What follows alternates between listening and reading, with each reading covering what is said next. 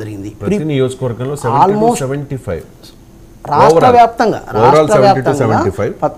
రాష్ట్ర వ్యాప్తంగా దాదాపు అన్ని నియోజకవర్గాలు కలుపుకొని 70 నుంచి 75 వేల మంది ఓటర్లను వివిధ పద్ధతుల్లో శాంపిల్స్ సేకరించడం జరిగింది. దానివల్ల ఎలా సేకరించారు ఆ శాంపిల్? అంటే పోలింగ్ బూత్ నుంచి ఓటేసి బయటకు వస్తున్న వాళ్ళని అడగడం ఒకటి, అవునండి, అంటే వేరే వేరే పద్ధతుల ద్వారా, అంటే ఫోన్ చేసి మీరు దేనికి ఓటేసారో అని అడగడం ఒకటి, మనం ఎవరో తెలియకుండా మనం సర్వే చేస్తున్నామని తెలియకుండా వాళ్ళలో కూర్చుని సామాన్య ప్రజల మధ్య వాళ్ళ మూడ్ ఎలా ఉంది, వాళ్ళ నాడు ఎలా ఉందని తెలుసుకోవడం ఒకటి. ఇంకా సో ఇప్పుడు మీరు చెప్పారు కదా, పోలింగ్ అయిపోయిన తర్వాత పోస్ట్ పోల్ చేశాం. మీరు చెప్పింది ఫస్ట్ చెప్పింది ఓటేసి వచ్చిన తర్వాత అడిగే పద్ధతి ఎగ్జిట్ పోల్ అంటారు. సో మేము పోస్ట్ పోల్ సర్వే కండక్ట్ చేసాం. మేము టెలికాలింగ్ అవి ఎంకరేజ్ చేయం. జనరల్గా ఓటర్లతో గ్రౌండ్ లెవెల్కి వెళ్ళి ఆ కాన్స్టిట్యున్సీకి వెళ్ళి గ్రౌండ్ లెవెల్ ఓటర్లతో మేము మా అప్రోచ్ కొంచెం డిఫరెంట్గా ఉంటుంది. అంటే మీరు అని తెలియకూడదు, మేము సర్వే చేస్తున్నామని తెలియకుండా అక్కడికి ఏదో పని మీద వెళ్ళినట్టు మా ఫీల్డ్ వర్కర్స్ వెళ్ళేసి ఓటర్లతో జనరల్గా డిస్కషన్ చేస్తారు. సో దానివల్ల ఆ ప్రాసెస్ మేము ఫాలో అవుతున్నాం కాబట్టి తెలంగాణ 5 బై ఎలక్షన్స్ కానీ స్టేట్ రిపోర్ట్ కానీ ఇప్పటివరకు 100% మాకు సక్సెస్ రేట్ ఉండటానికి రీజన్. సో మేము ఈ సర్వే కూడా 100% బిలీవ్ చేస్తున్నాం. రేపు 4వ తేదీ వచ్చే రిజల్ట్స్లో కూటమి అధికారంలోకి రాబోతుంది. రైట్. మీరు ఇచ్చిన ప్రెడిక్షన్ శ్రీకాకుళం 2 నుంచి 3 స్థానాలకు మాత్రమే పరిమితం అవుతుంది వైఎస్ఆర్ కాంగ్రెస్ పార్టీ, 7 నుంచి 8 కూటమి. Vizianagaram 4 to 5 YSR Congress party, అలాగే 4 to 5 కూటమి. విశాఖపట్నం 2 to 4కి మాత్రమే పరిమితం అవుతుంది వైఎస్ఆర్ కాంగ్రెస్ పార్టీ, 11 to 13 కూటమి. East Godavari 2 to 4 YSR Congress party, 15 to 17 కూటమి. West Godavari 3 to 4 YSR Congress party, 11 to 12 కూటమి. Krishna 2 to 3 YSR Congress party, 13 to 14 కూటమి. గుంటూరు 2 to 3 వైఎస్ఆర్సీపీ, 14 to 15 కూటమి. ప్రకాశం 2 to 4 YSR Congress party, 8 to 10 కూటమి. నెల్లూరు 3 to 5 వైసీపీ, 5 to 7 కూటమి. Kadapa 4 to 5 YSR Congress party, 5 to 6 కూటమి. కర్నూలు 5 to 7 వైఎస్ఆర్సీపీ, 7 to 9 కూటమి. Anantapur 4 to 5 YSR Congress party, 9 to 10 కూటమి. Chittoor 6 to 7 YSR Congress party, 7 to 8 కూటమి. ఇక్కడ మనం అబ్జర్వ్ చేస్తే Visakhapatnam, east Godavari, west Godavari, Krishna, Guntur, Prakasam, Anantapur 1 2 3 4 5 6 7 7 out of 13. అంటే 7 జిల్లాలు, ఉమ్మడి జిల్లాల్లో కూటమి వేవ్ బాగా కనిపిస్తుంది. అవునండి.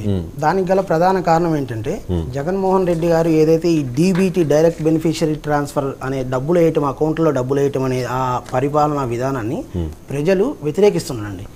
కేవలం డబ్బులు, సంక్షేమ పథకాల పేరుతో డబ్బులు మాత్రమే పంచుతుంది కానీ రాష్ట్రంలో అధికారం, అభివృద్ధి లేదు అనేది ప్రజలు బలంగా. అభివృద్ధి అంటే ప్రజలు ఏం కోరుకుంటారు? అభివృద్ధి అంటే ఎంప్లాయ్మెంట్ జనరేషన్, రోడ్స్, రకరకాల ఎంప్లాయ్మెంట్ జనరేషన్ అనేది యువత ఆలోచన. అవునండి. రైతుల విషయానికి వస్తే సో రైతుల్లో కూడా కొంత వ్యతిరేకత ఎక్కువగా ఉందండి. ఎందుకంటే ఈ ల్యాండ్ టైటిలింగ్ యాక్ట్ బాగా ఎఫెక్ట్ చూపించింది. అదే చెప్పబోతుందండి. రైతులలో కూడా చాలా వ్యతిరేకత వ్యక్తమవుతుంది. ఎందుకంటే లాస్ట్లో 1 week 10 daysలో ఈ ల్యాండ్ టైటిలింగ్ యాక్ట్ అనేది జగన్మోహన్ రెడ్డి గారు వస్తే వాళ్ళ భూములు లాక్కుంటారు. తర్వాత దాంతోపాటు పట్టా పుస్తకాల మీద జగన్మోహన్ రెడ్డి గారు బొమ్మ వేసుకోవడం కూడా కొంత వ్యతిరేకిస్తుండ్రు.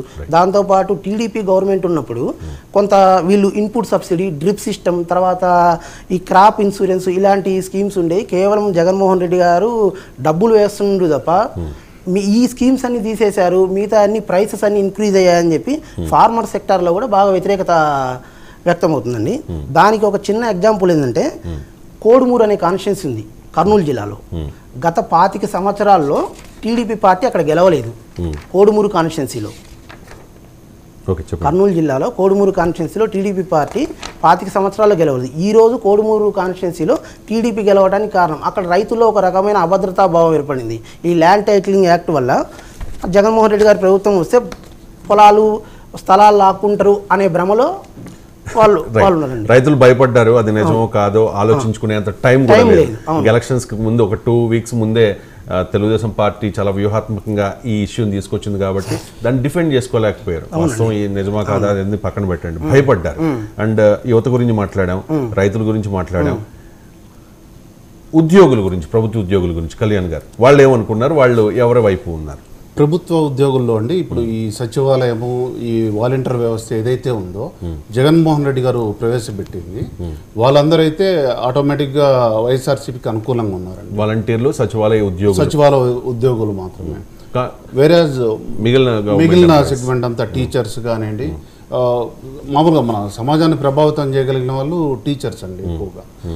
ఇలాంటి వాళ్ళంతా కూడా పక్కా ఆపోజిట్ ఉన్నారండి అధికార పార్టీకి. దేనికి సిపిఎస్ రద్దు సిపిఎస్ చేయలేదు, రద్దు చేయడం కానివ్వండి, ఇంక్రిమెంట్ లేకపోవడం కానివ్వండి, టైంకి జీతాలు ఇవ్వకపోవడం, జీతాలు లేకపోవడము, పెన్షనర్స్ కి టైంకి పెన్షన్ జీతాలు పడకపోవడం పడకపోవడం అనేది కూడా ఒక మేజర్ రీజన్ అండి. ఓకే, యువత, రైతులు, నిరుద్యోగుల గురించి మాట్లాడుకున్నాం.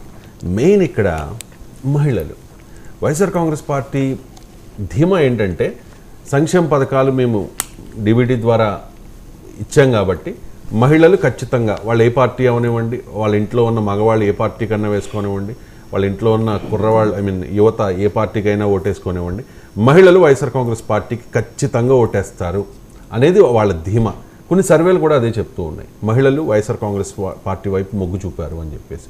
సో అది వాళ్ళ వైసీపీలో కనిపిస్తోంది ధీమా. మహిళలకు డైరెక్ట్ బెనిఫిట్ కలిగినప్పటికీ వారి యొక్క ఆలోచన విధానం ఎట్లుంటుంది అంటే జనరల్గా అది మగవారి మీద డిపెండ్ అయి ఉంటుందండి. ఓకే, వాళ్ళ పిల్లలు కానివ్వండి, వాళ్ళ ఇంట్లో ఇప్పుడు ఎంప్లాయీ అనుకోండి, ఎంప్లాయీ ఆయన ఒక్కడి ఓటే కాదండి ఇక్కడ, ఆయనది కానివ్వండి, ఆమె వాళ్ళ కుటుంబ సభ్యులన్నీ కూడా ఈసారి ప్రభుత్వానికి ఒక 90% వరకు వ్యతిరేకంగా పడ్డాయని చెప్పొచ్చు అండి.